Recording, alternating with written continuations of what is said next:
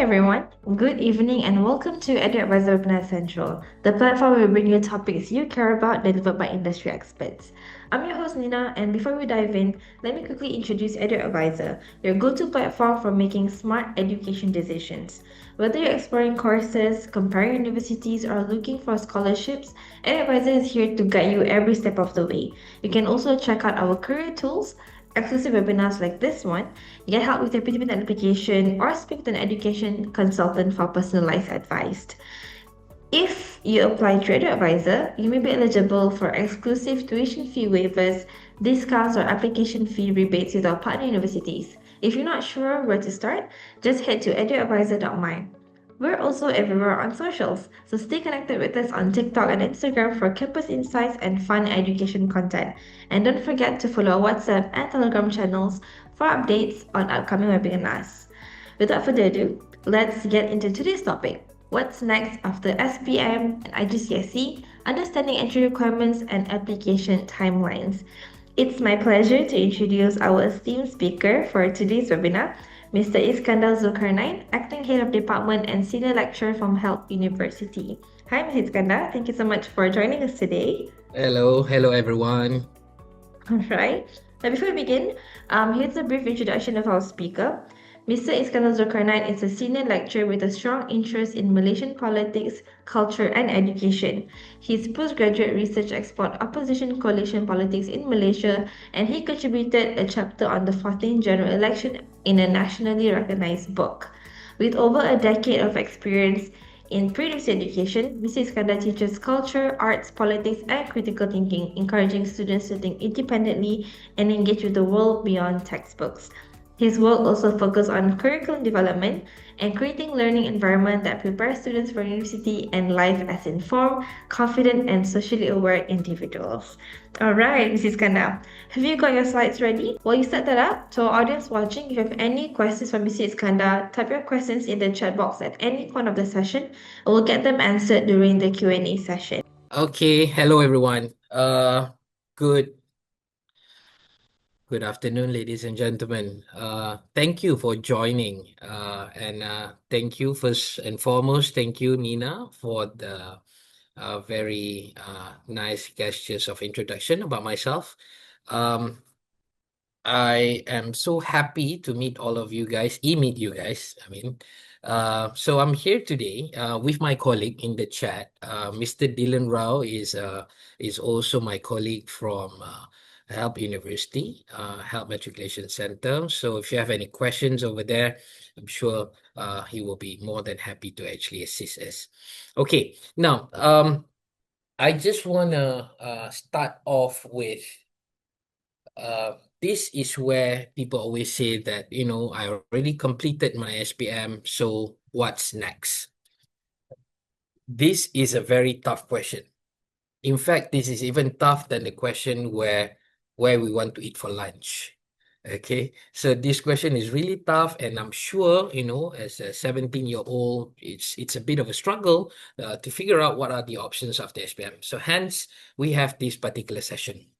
Okay, so when we talk about options after SPM, all right, it's very crucial for us to understand, because this little decision that we're making is pretty much set for our future. All right, and of course, I always told my students in the foundation, I said that, okay, most importantly, whenever you guys are actually here, ultimately you're already making a big decision of your life, and this is one of the big steps, which is after SPM. What are you going to do? Okay, now I would like to not take so much of your time this evening, ladies and gentlemen. So I'm just going to cover the most basic understanding of what are your options after SPM. Okay, so let's talk about how you guys can actually make a good decision. Now, ladies and gentlemen, before choosing a pathway, when I say pathway, is that those are the options that you may have. We're talking about, there are so many that you guys can actually choose from. Okay, but a lot of the time, people do not ask the right question. They ask what course you want to do, okay? What programs you want to do. But I think the most important question that you need to ask is why are you doing that? Okay. And ultimately, and there are many choices out there. There is no one best pathway. This is something that I don't want you guys to get confused, because a lot of the time people are saying that, oh, A levels is the best, foundation is the best, STPM is the best, diploma is the best. Again, there is no best pathway. It's only the best that actually fit you, because when we each and every one of us are different. So the best method is to figure out what is best for ourselves. Okay. And a good decision comes from understanding yourself. So ultimately, ladies and gentlemen, the most important thing that you guys need to do is that after this SPM, you already have a break. Maybe some of you guys here already start part-time working, or you just lay back playing PlayStation, or enjoying yourself, or doing some dance on TikTok. But ultimately, right now, before your results came out somewhere in March or April, you need to know more about yourself. Now, these are some leading questions that could actually help you figure out who you guys really are. Okay. Now, first, we talk about what activities do you enjoy doing? What do you love doing? Are you the kind of a person that I like hanging out with my friends, I like to be alone, or I like to do more work by myself. I got to do hands-on working. So that is something. What is the activities that you guys like doing? Are you like doing it in a group, or you like doing it alone? Those kind of things that can actually help you understand yourself better. Now, number two is, what subjects do you not mind studying? So a lot of the time people ask you that, okay, what courses or what subjects do you like? And you would definitely have one or two at the top of your head. Oh, I like maths, or I like science, or I like English, or I like physics, I like chemistry. So you definitely have a favorite subject. But let's go the other way around. What are the subjects that you do not mind studying, actually? All right. So in this case, is you prefer, you don't mind studying business, or you don't mind studying psychology, or you don't mind studying early childhood. So all of these, or communication for that matter. All right. So you need to understand that more on yourself. Okay. Now, the third one is, do you prefer exams, coursework, or hands-on learning? Now, these are very pertinent questions. Examination. I can tell you right now, there are some people out there, some students, they prefer exam. They prefer examination, because for them, examination matters, and they work better when there is an examination.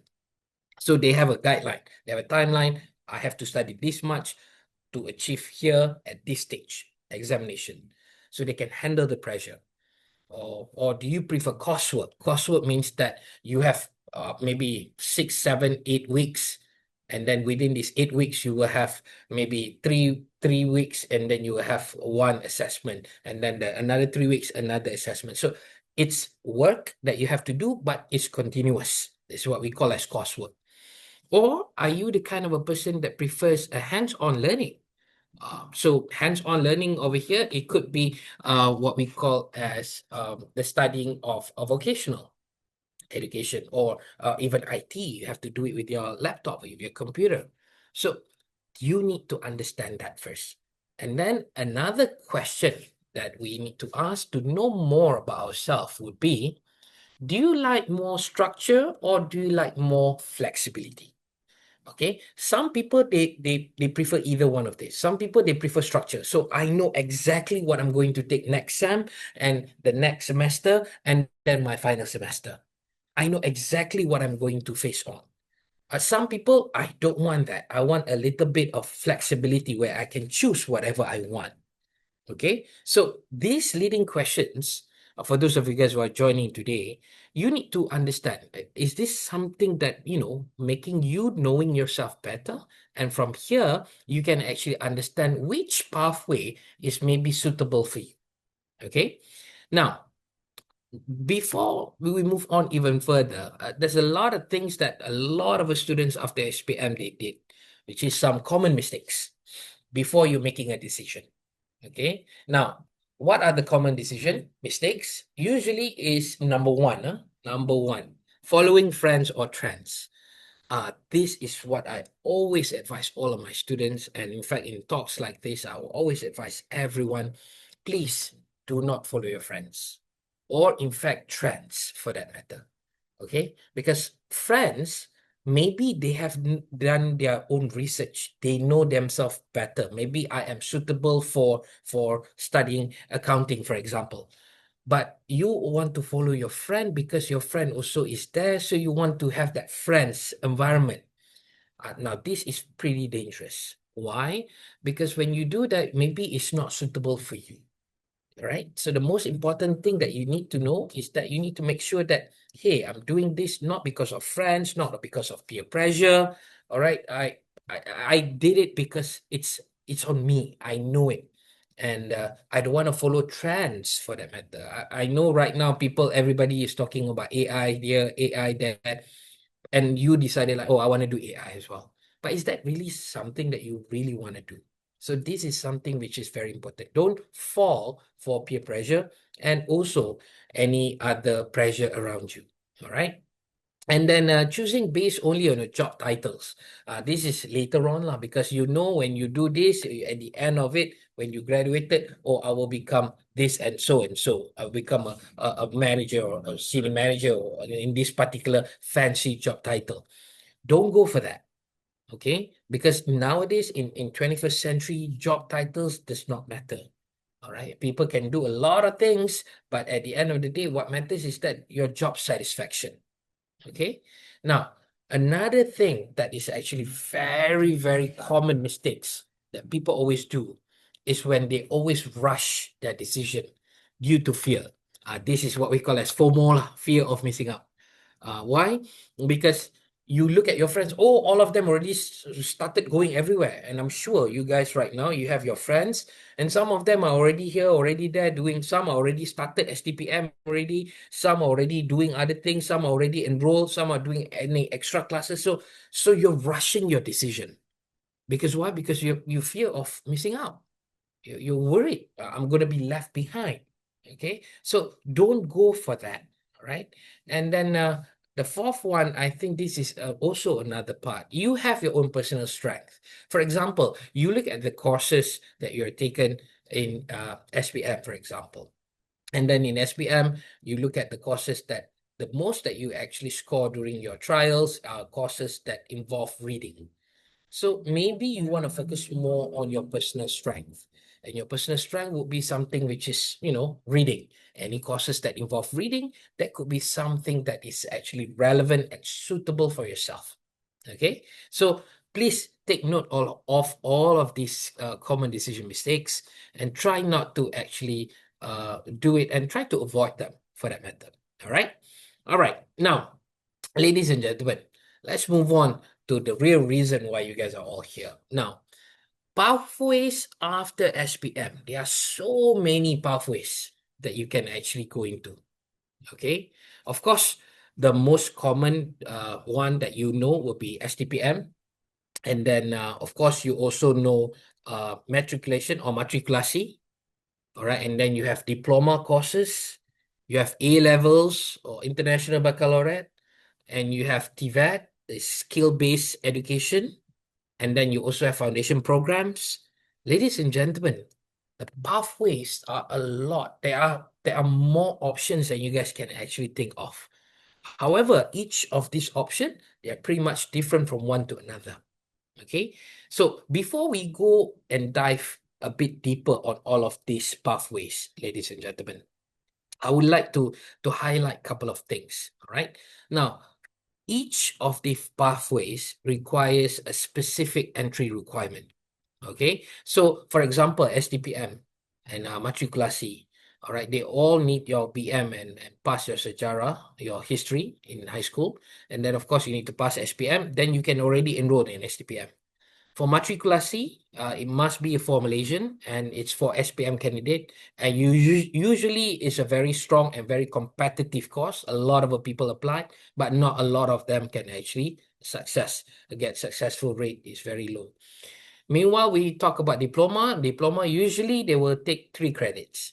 PM plus sejarah, you get a credit, and plus It depends on the subject that you're going to take, what kind of a diploma that you're looking at. And then we have A levels and IB. A levels and IB is usually 5 credits, and of course, it's varied between one institution to another. So depending on which institution that you're planning to apply, the A levels entry requirement might be varied. Okay. Now, another one that actually right now the government of Malaysia is actually promoting and pursuing right now is TVET. TVET right now is what we call for after SPM. You can just pass SPM, your Form 5, and then it's pretty much on skill base. Now, this usually a lot of people have this kind of a misconception. They say that, oh, this is only meant for people who are not that clever, lah, whatever. Lah. Well, I hate to say that because each of these pathways have their own specialty. All right, like for TVET right now, it's very easy to get a job. Because why? Because it's actually a skill base. And there's a lot of opportunity and it's supported by the government of Malaysia right now. Okay. And then we have foundation program. And usually foundation program, it's actually in what we call as a private institution, private universities, and they require 5 credits. And it depends. They are stream subjects. So depending whether you're taking sciences or you're taking arts or you're taking business or you're taking whatever it may be. So depending on that, however, usually it's 5 credits. That's the standard that they require. Okay, so for entry requirement, ladies and gentlemen, is usually based on a lot of institution, and depending on that, and then of course a lot of people is very confused about all of this. However, I try to make it as clear as possible over here that whenever we talk about this, there are different pathways, and these different pathways may require different entry requirements. Okay, so the best way is after you finish your SPM, you got your results, then maybe from there you can actually look into what I can do based on my results. Okay, now the next one that we need to talk about right now is the application time. Okay, now when we talk about application time, it's also varied from one to another. Right. So for example, matriculasi for the KPM one, this one you need to apply early. All right. So if I'm not mistaken, from November to February, right now, at this stage, you can actually apply. Okay. And then for your university application, university or public universities application is from January to March. And this is meant for all applicants. You can apply. Okay. And somewhere in the mid of March or maybe April, depending when the results of SPM is coming out, then you will have another updated choice. So based on your results, you can update your choices. Okay. And then in March and April is usually the STPM. People can actually get offer to go to school and whatnot. Usually after SPM results, then only they will start enrolling. Some people already enroll before the SPM results come out. That is also the case for STPM. Okay. And from April to May, if let's say you made it for the UPU choices and application, and then you will maybe call upon for certain interviews. And it's not for all courses, certain selected courses, maybe you'll be called upon for an interview. That's usually in April or May. Okay. And May and June is when the results will usually come out. All right. So the results of the university, public universities will come out, for the matriculasi also will come out. So it's somewhere between May and June. Okay. And then May and August, this period of time, this is where a lot of foundation program around the world, usually private institution, they will have their own intakes coming in. So usually they have May, April, June, July, August, September, so October. So depending on which private institution. Okay. And September to October is another alternate intakes, usually for private institution. Private institution will still offer it in somewhere in September and also in October. For the last one, after you already, try everything and you haven't got anything and you still haven't decided, and private institution usually will offer another intakes for this method. Okay. All right. Now, let's talk a little bit about all of those pathways that I mentioned to you just now, right? Okay. Now, whenever we talk about the pathways, let's talk about STPM. Okay. STPM is highly regarded. right? Highly regarded pathways, and it's well recognized around the world. So government, this is pretty much based on government because you're going to take it at school. So it's a government pre-university program.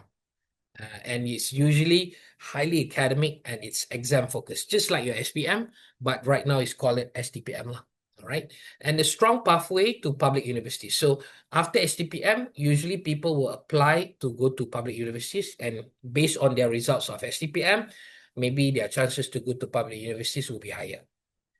And in my own opinion and my own experience, STPM is usually best for disciplined students, someone who can follow the timetable and guideline and strict, structured, everything is clear cut. This is meant for someone who's very, very well disciplined. Okay, so that's pretty much number one, which is the STPM. Okay. And of course, this STPM is very demanding. Technically, you will have to take for 1 or 2 years of this STPM, and you will have examinations, the usual one, and then you will sit for one big exam, the STPM exam, and then once you got your results, then you can actually apply for other universities to continue your studies. Okay, so that is pretty much on the STPM. And then the next one, we talk about matriculation or matriculasi. Matriculasi is also a government concept. All right. So it's a 1 or 2 years structured program. So structured over here means if let's say it's a 1 year program, you will have 1 or 2 semesters. Each semester, they already tell you these are the courses that you're going to take. Next semester, these are the courses that you're going to take. Okay, so matriculasi is usually around 2 years. So 2 years, we're talking about maybe 4 semesters. Okay, so it's a very fast-paced academic environment. And of course, it's a very, very competitive entry. So a lot of people after SPM, they apply for matriculasi, and some they got it in, some they don't. And matriculasi is usually heavily funded by the government. All right, and this one is usually directly is what we call directly connected to public universities. Okay, sometimes certain public universities, they will have their own matriculation, or they call it the Asasi, Pusat Asasi. So leading public universities in Malaysia, like University of Malaya, University Kebangsaan Malaysia, all of these will have their own matriculation. So you can apply to their matriculation as well. All right, and their matriculation also is a direct pathway to that particular public universities. Okay, so when it comes to matriculation, a lot of people have to worried about whether, oh, I'm going to have this kind of a competition. Yes, the competition is there. All right, and there are certain merits that you have to get or achieve in this particular matriculation. Okay, all right. So that's for matriculation. Next one is diploma. Okay, now diploma, it's a combination of both. All right, so practical and also skill-based learning. So you are doing the practicality, which means that you have to do, let's say you're doing business, maybe you will have to go for an internship. All right, and then you will have 2 or 3 years duration for this diploma, depending on courses, of course. Usually it's 2 years, but there are some diploma that actually takes around 3 years. Now, ladies and gentlemen, with diploma, you can actually go and apply for work already. Okay, so the earliest one after SPM that you take is diploma, and then from diploma, you can start working is this particular pathway. So that what we call as the earlier workforce entry. Because when we talk about matriculation or STPM, when you graduated from, you completed your STPM and you completed your matriculasi, you cannot work still. You have to continue your study for degree. But for diploma, after 2 years, you already completed, you got that certificate of diploma, you can actually start applying for job. Or you can also progress to degree. So there are pathways, there are options for those who are, who plan to take diploma. You can actually take and finish 2 years. After 2 years, you can actually go and apply for jobs, or you can actually plan to continue your study for your degree. Okay, so that's the good and the balanced things for diploma, and usually it's good for practical learners lah. Okay, so remember that diploma also is not a dead end. So it's not something that once you have done it, you complete, you finish it. Diploma give you an option, either you can go for work or you can actually start and continue your degree. Okay, so that is for diploma. All right. Now, next one, we talk about A levels. Now, A levels, it's internationally recognized qualification. You go anywhere, everybody will talk about A levels. I think it's the most well-known pathways after SPM. Okay. Now, it's academically very demanding. Okay, and it also have a strong overseas pathways. However, another downturn for A levels and IB is that it's the cost might be on a higher level. All right, so which means you may have to spend more, all right, in order for you to complete A levels or IB. Now, A levels is usually around 2 years, 1.5 years to two years, all right, A levels. And of course, you can actually use this to go to a lot of overseas pathway, but usually it's not the only pathway in order for you to go overseas. There are many others. In today's time, even diploma or even foundation can also go overseas. All right, but A levels is the only one that's actually been recognized for all other Ivy League universities. All right, so if you want to go to Ivy Leagues, let's say Harvard or whatever, the most important thing is that you need to have this A level certificate. Okay, but on the downside, it's cost, the pressure is there. It's like studying SPM again or STPM. And then, of course, it gives a lot of a pressure. But like I said, for those who are well prepared, it's suitable for you, you are well trained, you know exactly what you want, then maybe this is going to be the best pathway for you. Okay, now that is for A levels. Another one that I'm going to talk about is TVET. Now, ladies and gentlemen, TVET is actually industry relevant skills. Okay, so a lot of a misconception about TVET. I mean, people have this understanding that, hey, look, you take TVET means that you're not clever. All right, you're not that great. You cannot study well. But this TVET or skill-based education is very, very related to industry. So whatever industry want, TVET will actually supply. Okay, the employability is there. The job scope is clear cut. So if you take this skill, let's say, let's say, um, let's say you do like plumbing, for example. All right. And then the employability of to do plumbing is very clear, and you guys can get a lot of employability. It's very easy. And not only that, it's a growing demand in Malaysia because, as you know, Malaysia is an industrialized nation. So as an industrialized nation, we requires a lot of people, or the demand for employability is there. Okay. And of course, like I mentioned just now, it is also suitable for hands-on learners. So you're the kind of person that maybe instead of just learning the theory, maybe around 30%, another 70% is pretty much hands-on. So it's more like you're moving, you're doing it. So like plumbing, instead of learning like, okay, this is the shape of the plumb, this is what you're going to do. Instead of learning it from the slides, what you do is that you go hands-on. You immediately go and check and figure it out and try it on. Like, okay, this is how it looks like. This is what you're going to do. And you touch and you hold it and you're really doing it. All right. So that's the TVET, the skill-based education. Okay. All right.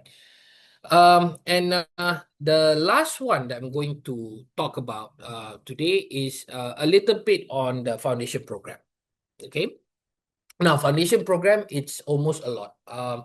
I can guarantee you, ladies and gentlemen, if you guys go out there for education fairs or whatever, a lot of universities out there are promoting and using the idea that they are foundation program. What is foundation program? That's the question. Okay. For foundation program, ladies and gentlemen, it is actually a pre-university preparation for degree. That's it. In other words, we call it a bridging program. You're bridging from SPM, your high school, and it's a bridge before you go for your degree. Okay, so this is what we call as a pre-university preparatory course. All right. So in foundation program, ladies and gentlemen, it's a more balance. You have a little bit of academic, a little bit of personal development, and then university style learning at the same time. It's no longer like high school, all right? You don't have to wear your school uniform anymore. You can wear whatever you want. And then you can have your timetable, maybe your classes. The first one starts at 10, and then you have a break, and then you can go out and have lunch with your friend. The second class maybe starts at 2. So it's more flexible, all right? So university style learning, all right? So you get to experience it earlier, all right? And some of the foundation program, it's meant for you to explore your interests. Because a lot of students, this is based on my experience, whenever you talk about after SPM, what do you plan to do? A lot of students, they are lost. They don't know exactly what are they going to do. All right. So they feel that I don't know, should I do this? Should I do that? Should I do this? And then you ask around, you look at your friends already make a decision. So you feel that, oh my God, I have to make a decision very quickly. You feel a lot of a pressure, your surrounding, the people around you, and you yourself, you don't know what you want. And usually the foundation program is something which is relevant because you can try and see a lot of interest, explore your interest. And it's good that you can have this kind of a bridging program so that you can have a taste of what it's like to be a degree student. Okay. So over here, it focuses on balance. So we don't want you to just focus on academic. We also want you to balance it out and to have that kind of a exploration. You find out more about yourself because it's a bridging program. We need you to know all of this. Okay. And then, of course, maturity building. We want you to be matured because SPM, of course, it's still high school based. You have classes from 7 to 1. Or some of you guys, you have your co-curriculum activity in the evening. So it's very, very disciplined. You have to follow each and every step. But here in foundation, in the bridging program, you get that kind of a flexibility. Okay, so when you have that kind of a flexibility is something which is very, very important at this stage. All right. Now, and then in help in our foundation program, we have our strong academic support. So our lecturers are all well trained, all very matured and very, very experienced lecturer. And we are focusing more on help student development, all right? And there are clear degree pathways that you know that when you take, you can go here and here, and it's smooth transition to any university life that you're going to choose. Okay, so HELP Foundation is something which is what we are focusing on. These are the main ideas that we're looking at. In HELP University, we have two types of foundation. One is foundation in arts, and also the other one which is in foundation in science. Okay, now foundation in arts, a lot of people have this misconception that, oh, arts, are we going to learn about drawing or painting? But no, arts over here, we talk about social arts, right? Social sciences. So fields that if you're interested to do in business, in psychology, in communication, in law, in IT, in education, this is the kind of a foundation that you want to look at because we are focusing more on thinking, writing, and a lot of presentation skills, which is needed whenever you guys are going for your degree. All right. And we also talk about leadership and also a little bit on personal growth. Because for us, leadership and personal growth is something which is relevant right now for all students. No matter where they are or who they are after SPM, you need to have this. Okay. So that's what we are focusing on in our foundation in arts.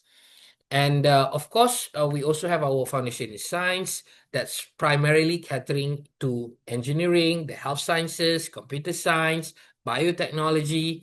All right. So all of this is for foundation science. And of course, if you have this strong analytical and scientific training, you are more prepared for the science-based degree. So if let's say you guys have taken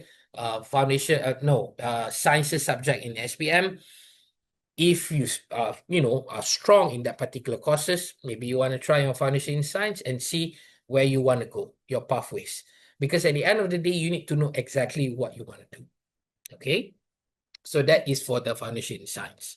All right. So in Help University, we have both foundation in arts and foundation in science. For foundation in arts, you can primarily go to any of the degree courses that you want, social sciences. And for foundation in science, you can actually go to any of the sciences courses for your degree. Okay. Now, ladies and gentlemen, I don't want to take too much of your time. So I want to end this presentation over here. And after this, I can open up for any Q&A. Your future is technically starting here after SPM. Okay. So you pretty much have to understand that in education, there is no race. Okay, I can tell you my own experience. A lot of my friends, some of them, when we started, I joined matriculation once upon a time ago. So when I was in matriculation, some people completed their matriculation in 2 years, some completed in 1.5 years, some completed in 1 year. So there are three different levels, three different steps. All right. So when we talk about this, someone, finish earlier, someone finish later, but ultimately, at the end of the day, the most important thing is about you. Okay, like for me, I look at my friend, or they completed early. I completed mine in 1.5 years. Some of my friends finish in 1 year, some finish in 2 years. So I'm in the middle. So when I look at my friends, I feel like, oh, they finish early. But that is not a competition. It's not a race. So it's more about finding your own self. Ultimately, for me, that is the most important thing. Okay, so there is no right and wrong. The right pathway, if you choose the right one that fits you really well, you know what will happen? You will not feel stressed at all. In fact, it will build up your confidence, and you have more clarity in the future. You know exactly what you want to do after your foundation or after the SPM, and then you take your degree, and you know exactly what you want to do. So you can chart your own pathways because you have so clear idea on what you want to do because you have done the right pathway. Okay, so remember, foundation is a preparation, not to delay. You can take your time, all right? So you can move here and there. But ultimately, right now, ladies and gentlemen, from now, February, until maybe your result coming out in maybe March, maybe early April, all right? That's slated time for the SPM results. So the best time for you guys to figure out is right now. If I were you guys right now, I go to YouTube, maybe learn more about myself, try to do some self-help kind of understanding or reading. And then from there, I know about myself better and maybe join some online classes. Right. So start building it up. Okay. So this is something which is very important for all of us. All right. So I would like to say thank you to all of you. All right. Thank you for listening to what I'm saying today. I hope you have a better understanding on what are the pathways after SPM, because I know exactly what you guys are feeling right now. You don't know what to do, and the options out there in the market are a lot. So I would really want you guys to, relax. Remember, this is not a race. I want you guys to remember that this is more about you than anybody else. Do not follow people. Do not be peer pressured or even pressured by your families or surroundings. Whatever it is, it's always about yourself. Calm yourself down. If you feel that you really want to do certain pathways, be it A levels or diploma or STPM or TVET or foundation, you have to make sure that you understand what these pathways is all about first. Okay, so my suggestion is that if you guys, after your SPM results, you're going outside and you're figuring out what you want to do and whatnot, ask what are the breakdowns, what will you be expected to do if you guys continue in that particular pathways. Okay, so I hope with that it could actually help you make a better decision. All right, and I hope you guys have learned something or a thing or two from my a little bit of a short presentation today. So if you have any questions, I can take some questions right now. Let's get started. Okay, Ms. Iskandar, I'll just read to you Yeah. the first question. This is one from Faz. What are the pros and cons of studying pre-university at the same university where I pursue my degree later? Okay. Pros over here is that if you're doing your pre-university and also your degree in the same university, you will have that kind of familiarity. You know the system well. So you know where to go if you have problem with this issue. You know where to go for when you have problem with this issue. All right. So it's very clear cut. So familiarity, and the next thing you know, you already completed your degree. So let's say you do your pre-university is 1 year, you do your degree is another 3 years. So that's maximum of 4 years. So 4 years in the same university, the pro things is that you know everything and you know everyone. And in fact, maybe you know your lecturers too. Okay. Cons over here, I would say that another issue is that you're just stuck there. Your friends, your surrounding is just there. You did not expose yourself to other things. But of course, if you ask me personally, I would just enjoy doing in the same university. I don't want to take the hassle of going again and find making new friends. It's a bit of a struggle. But like I said, there are pros and cons to this. You have to decide for yourself. All right. I do have a question to piggyback off of this. Would you say there is some sort of a financial advantage to this as well? Perhaps, would you say that students tend to save more if they continue, or is that doesn't it's not applicable? Uh, a lot of our universities, especially private ones, they will definitely have certain incentive for people who continue from their foundation to their degree, to their masters, to their PhD. So there are definitely that kind of a packages in all of these private universities. So if you ask me, you save some money, you have familiarity, so it's a no-brainer for me to stay in the same university. Yeah. Okay. All right, so just move on to the next question. This is from Shu. How do I decide which institution to choose for pre-university if I already have a course in mind, for example, foundation in science? Should I prioritize institutions with higher rankings, or are there other things I should be looking out for? Okay. Very good question there. If I were you, if I'm planning to take foundation in science, first thing I would like to know, where do you plan to go for your foundation after your foundation in science? So if let's say you're planning to go overseas, for example, then that is the criteria that you need to look at for that university that gives you that foundation in science. Do they have a partnership with other universities that you want to go?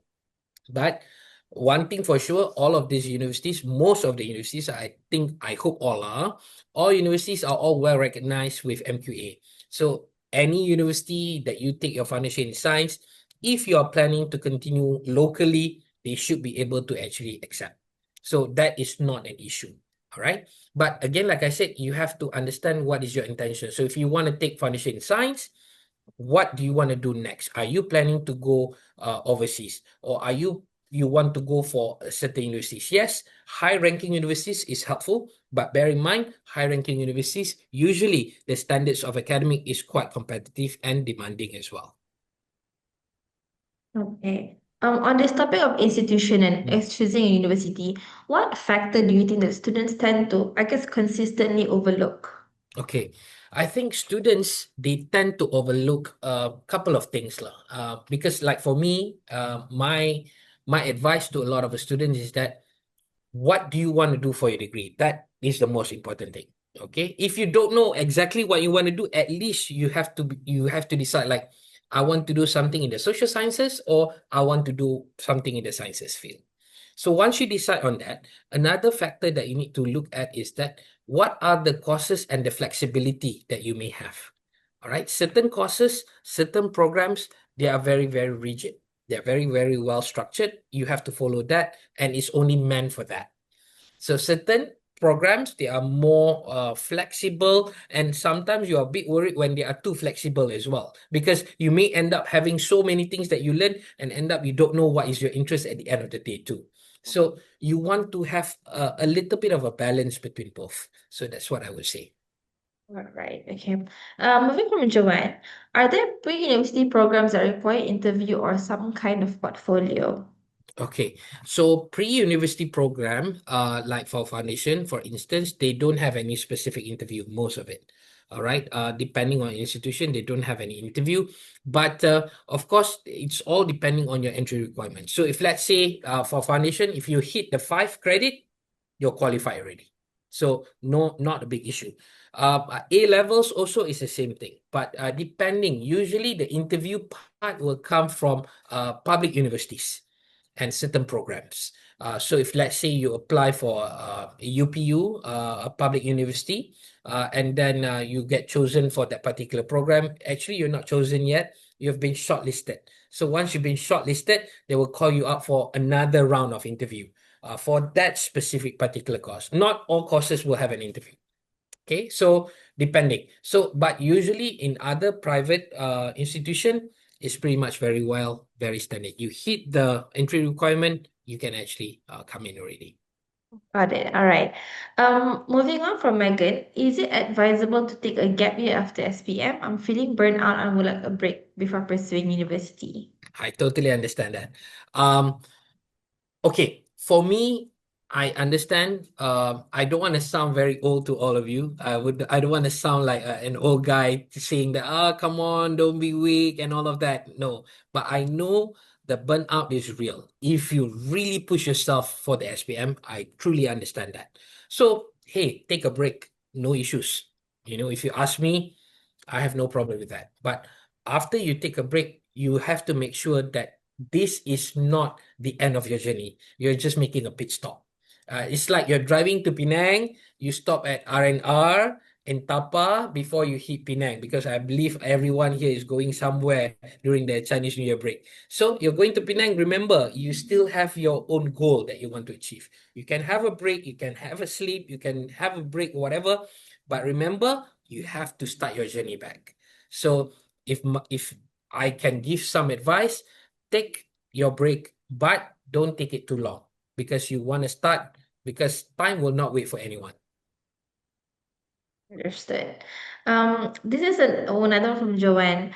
I'm not sure what degree I want to study. Is there a safe pre-U pathway that keep most doors open? Okay, technically, when we talk about doors open, usually the foundation program is pretty much very open. You are not specifically aligned to one particular course after you completed that. So, for example, if let's say you take a foundation in arts or foundation in arts lah, specifically, you can actually go to any pathways. But if let's say certain foundation is foundation in communication or foundation in law, chances are they will rate you in only for that particular course. So this is also another thing that you need to look at, the flexibility of that particular program. But in general, ladies and gentlemen, you go to any foundation program, you can go to any of the degree that you want. We're talking about the sphere of public universities lah. Okay, sorry, private universities. Okay, understood. Okay. We have one from Megan. Her question is, what happens if I apply my trial results, but my actual results are lower and I no longer meet the course requirement? Will the university take back the offer? Okay. This one, this is not something that we want, but we have to, because the regulation is clear. So let's say you go with your trial results, you got 5 credits, no issues. So you start already, and then your real result come out, and then you only got 4 credits. Now you have the option of retaking this and rejoin back the program, or you can just wait for a while and then retake again and then come back again, or go for other programs that actually fit with your credits. So the idea right now is that we cannot take you in, because it is a standard that we have to follow by the MQA and also the regulatory boards. So yeah, to answer your question, yes, you have to stop. You have to make a decision. It's either you want to take it back and get a credit for that, or you can go for other pathways that actually offers the same or similar thing with that. Yeah.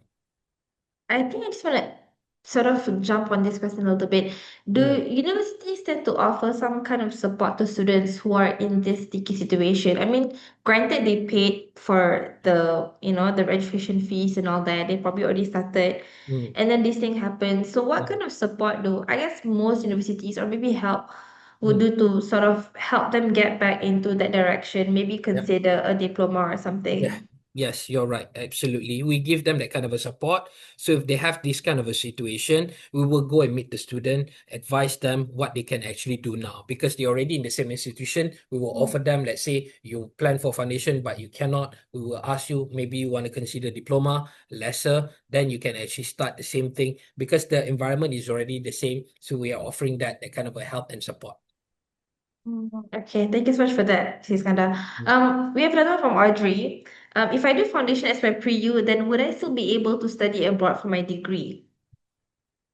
Sorry, can you repeat the question again? If I do foundation as my pre-U, Mm-hmm. then would I still be able to study abroad for my degree? Can, absolutely. For foundation in private universities, a lot of private universities out there, they have a lot of a partnership and they have this kind of what we call as articulation. So which means that they have some kind of a agreement that they look at our program and they say that, okay, this program is good enough. We accept your student with certain criteria, which means maybe you graduated with our foundation with a minimum of 2.5 CGPA, then only we will accept you, etc., etc. So yes, to answer your question, Megan, you can go to a lot of universities out there, depending, be it UK or even Australia or even in United States, depending on which university, you can ask them what are their partner or universities that they have, and they will be able to actually support you if, let's say, you're planning to continue study overseas. Okay, all right, thank you for that. Moving on from Adam, is it wise to retake my SPM instead of matrix? Because I feel my scores wouldn't be applicable to enter foundation in science. They're planning to retake additional mathematics and physics. So is it wise to retake SPM instead of matrix? You don't have to retake the entire SPM. You can take the additional courses. Additional maths, if you want to take additional maths, you can take additional maths and physics paper individually. So you don't have to retake the entire SPM results. So unless your SPM, I hope not, is really bad, then you feel that I want to restart my life, then maybe you want to retake your SPM. But if it's just for additional one, I would suggest don't retake the entire thing. Just take that two papers, July papers or whatnot, and then you can still continue at the same time, so that you will not waste any more time. Okay, Yeah. all right. Next is from Heather. If I want to study A levels, is it still encouraged to participate in extracurricular opportunities? Exactly how rigorous is this program? I've heard a lot of people saying it's the hardest pre-U. Okay. It is tough. I'm not going to lie to you, Heather, that it's easy. Like I mentioned to you just now during my presentation, A levels is quite tough because it's very demanding, because it's like STPM. It's almost like STPM. You're studying for 2 years and you sit for one big exam. So nowadays, also A levels, they are trying to break it up into two. So they're like half and half. So because previously you study for 2 years, you sit for one big exam. Nowadays, A levels, they also try to break it up because it's very demanding. A lot of people, you know, they burn out in the middle of it because the courses is like studying and studying and studying. Your classes also is quite heavy. All right. So it's very demanding. So to answer your question, yes, it's very demanding. However, the good thing is it's the most well recognized around the world. If you want to go to any Ivy League universities, the only recognizable certificate that they accept is actually A levels. Okay. All right. We have another question related to A level as well. It's by Lee. I'm still not certain which field I would be interested in. What subject should I select if I want to go for A level? Perhaps something a bit more general. Okay. Which field, if you're not certain? Okay, usually for A levels, the courses are pretty much very set. So whatever that you're going to take, it's already structured. You have to take five set question, five set question, five set question, for example. So once you take this, you cannot change anymore. Usually, my advice, if let's say you're still not certain in which field that you're interested in, maybe you want to explore to other programs, which is maybe foundation or even diploma for that matter. So, because these two usually are more flexible compared to A levels. The reason why A levels are very strict is because, like I said, it's the most well recognized. So they have to follow a certain standard. So they cannot just, change it here and there. So they cannot do that. Yeah. Okay, understood. We have a last one from our audience. Mm, This is from Ariana. mm, Would you say that I think you've also sort of covered this? Maybe she came in late, so we can just cover it mm, again if that's okay. Would you say that mm. you have a better chance of acceptance for a degree program if you went to the same uni for pre-U? Definitely, it's easier. It's we usually every university they will prioritize their own pre-university students. So not only private universities, public universities also the same. So like I said to you just now, public universities sometimes they have their own matriculation. So they take in students based on their own criteria, and then usually the student will go into their own degree programs.